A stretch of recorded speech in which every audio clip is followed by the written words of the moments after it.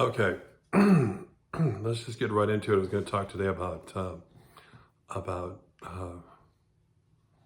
how to sing low to high, and give you an example of like what an open natural voice would be as opposed to covered voice. Cover meaning something you do from the beginning of your voice to the end of your voice, not something you do on a particular note. A lot of teachers, whatever, a lot of voice destroyers cover the F sharp, so whatever F sharp is, they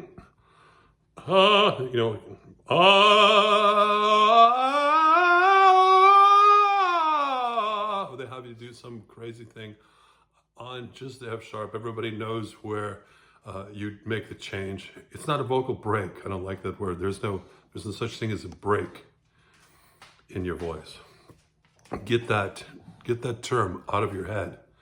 You don't have a break.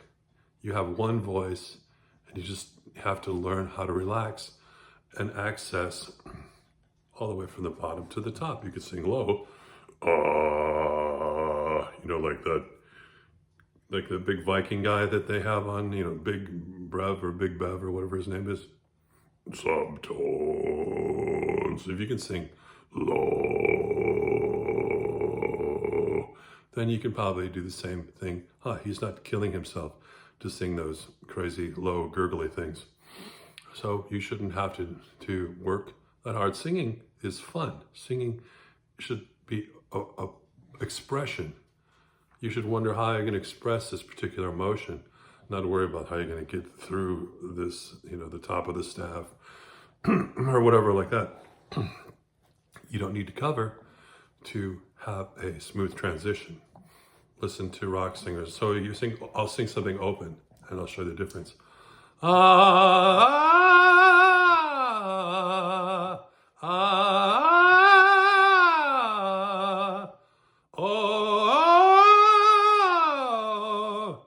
Hey, whatever. There. And if you want to sing on Broadway like that, you'll probably be a big star. Old Man River, that old man River, he must know something, but don't say nothing.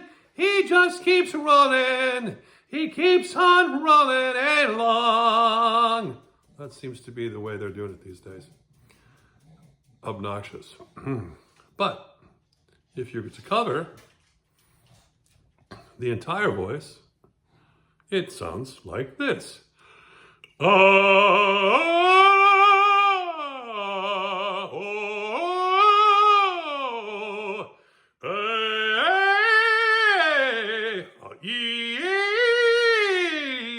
So there it is. You can hear it. I have a microphone on top of this. It's an iPhone, but I have a microphone, a shotgun mic, and that's why I'm trying to get a little bit clearer idea of the sound. Especially if you listen on headphones, you really hear the difference, or a good sound system. That's the difference when you cover. The sound expands. It's got more depth, whatever like that. It's more expressive. You're able to do more stuff with it. Now, some people use a fake cover. Andrea Bocelli sings what they call like ingolato, right? In the throat. Oh, like that. He's manipulating the sound down here. Also, Kaufman, the tenor, everybody knows, that knows. Oh, there he is. Hello. He's a good boy. Wants to be part of the action. That's why we're on the couch. So, he's so dark, he blends in. It's not a real cover in the Italian classical sense. It's a throat manipulation to achieve a certain sound. And it's very limiting as you get older with that kind of sound. As you get older, the high notes are much harder to produce. I saw a recent recital or something. Trono vicino, sol, trono vicino, It was not, the high notes are leaving. It should be easy to sing the B flat. Entriamo vicino al sol, entriamo vicino al sol.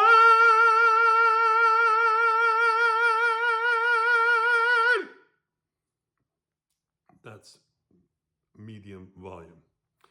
If you want to let more on, let more on. But it's just, you get the pitch and you go with it. It's nice, it's open, it's whatever. Even that, it's a covered sound for me, because that's what I do. I sing covered. But this is something, and Pavarotti said it, you know, you must sing with the cover. It's the most important thing in operatic singing. Obviously, it was important to guys like Gigli and Mario Delmonico, who studied the cover. I would say more like a cover, more than the low larynx, because I mean, when your neck is this long, like some of these opera singers, you know, your larynx is going to be low anyway. I mean, Caruso's neck was maybe an inch, and Delmonico, same thing. So they have no choice except to sing low larynx. Low to them, it's relative to your, you know, to your physical dimensions. But anyway, Delmonico went off and studied with some woman and ruined his voice. He was singing, it got smaller and smaller. And then he came back to Malocchi, used that cover again, along with the throat concept, and then became the world's most incredible dramatic tenor of all time. Yeah. So, breathing is important. Breathing, everybody breathes. It's not breathing, it's what you do with the air. So, most important thing, you have your throat, you know, you said your throat. You put your throat in the right position, like you're going up to bat or whatever you're going to do. You're going to shoot a free throw. You get mechanically organized here. Put your throat in the right position. Easy to do. Like you're going to take half a yawn. There you are. And then, in no particular order, of course, you have to have your throat in the right position to do anything. Breathing can come later. You can learn about that. It's a different process. You pop your ribs out, you breathe through your lower back, you tuck your stomach in, you let your diaphragm come out, but loosely. You don't overpressurize, blah, blah, blah. But breathing is a mechanical thing. The most important thing is right here and behind your nose. You know, if you ever heard Corelli in his interviews with Stefan Zucker, the world's highest tenor. Stefan Zucker used to speak like this, although he's very knowledgeable in all of music and Italian and singing. He chose to keep his voice at that higher level, thinking that, you know, or under the idea that it would preserve his high notes, you know, less stress on the speaking voice. And who knows, maybe it'd work. The guy could sing some crazy notes. But breathing is important, but it's not primary. Throat, and if opera or a legitimate, you know, voice, you know, you know, like, there's a bright golden haze on the meadow. There's a bright golden haze on the meadow. Like that, if you want to sing like that, then cover is very important. The old guys used to do it.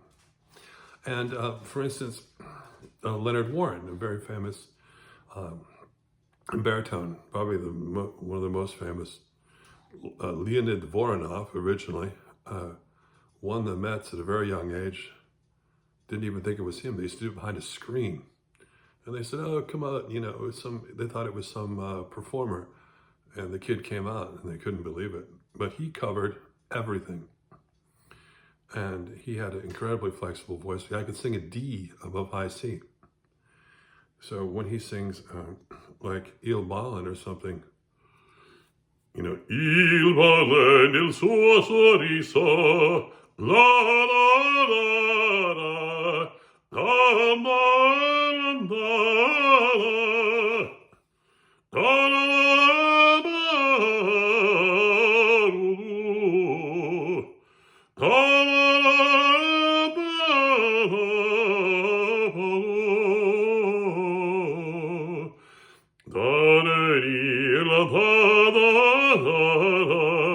high note.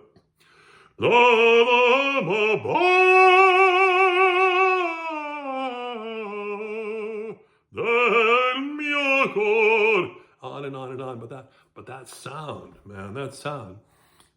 When I was baritone, I sang kind of like that, and then they said, "Oh my God, you can't do that. You're covering too much or something." So it's all subjective. God, if a teacher doesn't know how to teach you how to cover, don't bother. And if a teacher doesn't teach you how to use the throat in an easy way, in an easy, non-pushy way, so you're not sounding like or something like that, you don't have the right teacher. The hard part's finding the right teacher. And then the other hard part is finding a teacher that won't beat you down emotionally so that you think you're a piece of crap. A teacher without a crazy ego. You should have an ego towards improving your student, towards the art, but not an ego towards yourself. And if you don't know how to explain something, like many natural singers or many teachers, they have a sound in their mind, but they don't know how to produce it. Don't be a teacher. If you don't know what the F you're doing, don't do it. Don't use your students as an experiment for you to find out. It's like this becoming a psychiatrist to figure out your own problems. Don't do that. You got to know. So anyway, what do you think? Shadows needs more attention. Anyway, that's it. Good luck. More to come. There's so many bad teachers and programs out there. My God. No wonder there aren't that many fantastic singers. They suppress them and they destroy them. And it's ignorance. Ciao for now.